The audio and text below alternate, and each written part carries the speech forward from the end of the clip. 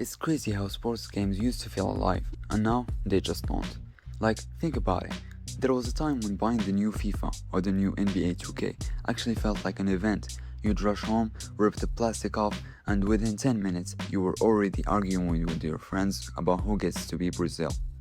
Nobody does that anymore. Nobody rushes home for a sports game release in the same way. And the wild part is, the games today are technically better than they've been. Better graphics, better animations, better everything on paper. So why does it feel so much worse? Somewhere along the way, EA didn't just change sports games, they changed what they are. And today, we're going to dig into exactly how that happened step by step. Because honestly, it's one of the most fascinating slow motion collapses in modern history.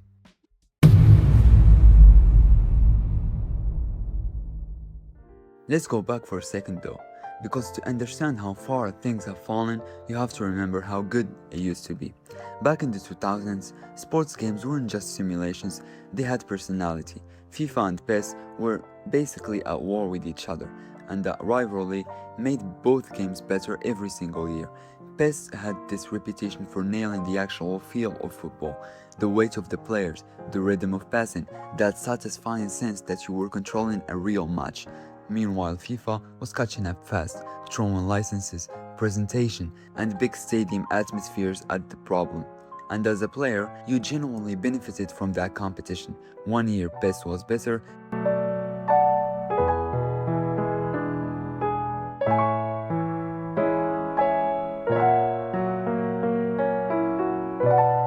next year FIFA clawed back.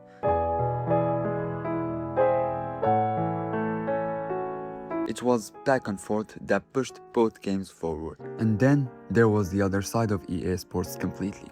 The side a lot of younger fans don't even know existed. NBA Street, FIFA Street, games that weren't trying to simulate anything.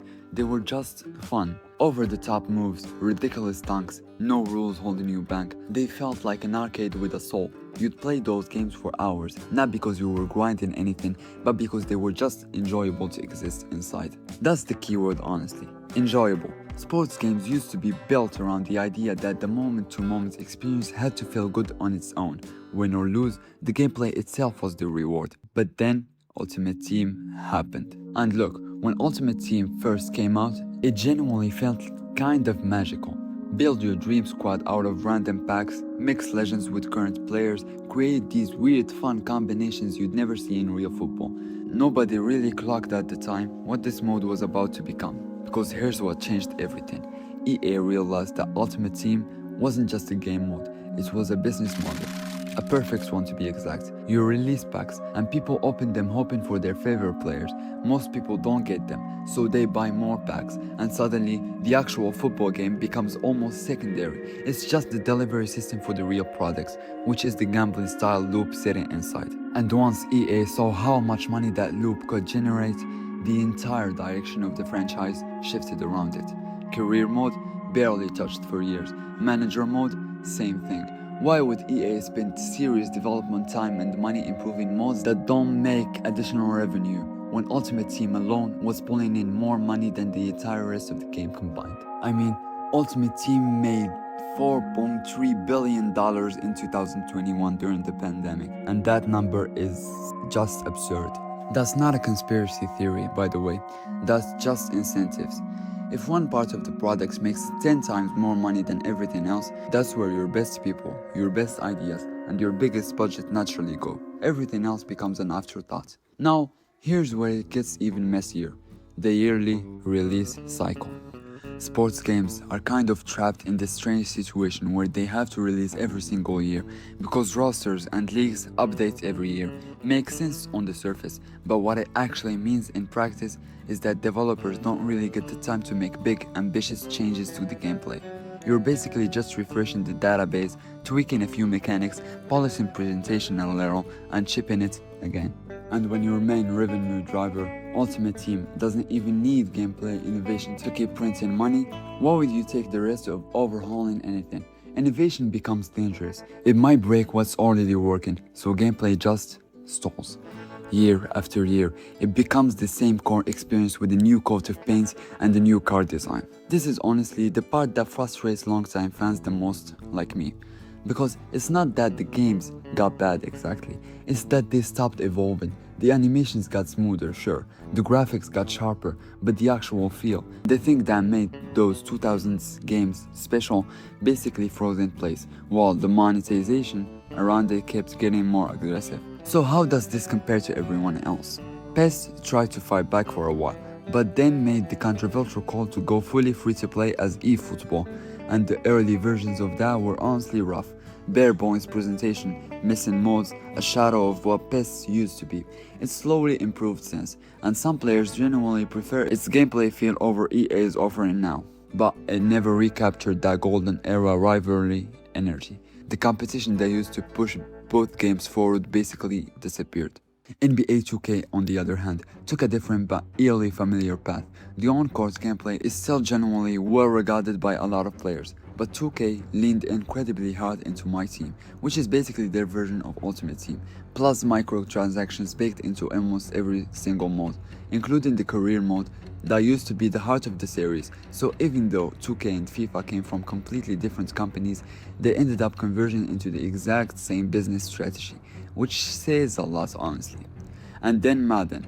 Look, Madden basically has zero competition in American football, and a lot of fans will tell you it shows. Without real rivalry pressure, the series has faced years of criticism for recycled gameplay, bugs that persist across multiple releases, and an Ultimate Team mode that follows the exact same formula as everything else on the list. It's almost like once one of these companies found the monetization formula that worked, it spread across the entire genre.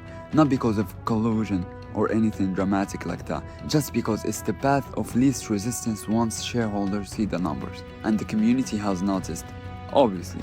Every single year now, you see the same pattern play out online. The game releases, there's a brief wave of excitement, and then within about a week, the same complaints start flooding in. Back odds, weekend league rage quitters, servers that feel inconsistent, gameplay that feels scripted in big moments. It's become almost ritualistic at this point. People joke about it. Same game, different year, has basically become a meme attached to every EA Sports release. And what's interesting is that this isn't even an angry minority anymore. It's mainstream, reviewers say it, streamers say it. Even people who still buy the game every single year, and yes, a lot of them do, will openly admit on camera that they know it's basically the same game. That's a strange place for a franchise to be. People buying a product while publicly saying it hasn't meaningfully changed in years. Which kind of raises the real question here. Can sports games actually recover from this? Honestly, it's complicated. On one hand, the financial incentives that created this situation haven't gone anywhere. Ultimate Team and My Team style modes are still making enormous amounts of money year after year, and companies don't tend to walk away from things that bring money, regardless of how the wider community feels about it. But on the other hand, there have been small signs of change. EA rebranding FIFA into EA Sports FC wasn't just a name change, it was also them trying to reset some of the narrative, bring in new ideas, experiment a little more freely without the weight of FIFA attached to every decision. Whether that actually leads anywhere meaningful long term, that's still genuinely up in the air. But what gives me a little bit of hope, honestly, is that the conversation has shifted. A few years ago, criticizing these monetization systems felt like yielding into the void. Now, it's the default conversation. Regulators in some countries are even looking into loot boxes and pack-based systems specifically. That kind of pressure didn't really exist a decade ago. So, will sports games go back to feeling like NBA Street or FIFA Street again? Probably not exactly like that.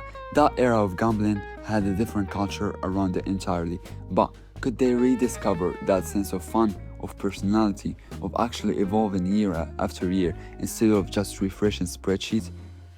I think it's possible. I just don't think it happens until the money stops flowing the way it currently does. And until that shift happens, we're probably going to keep seeing the same pattern.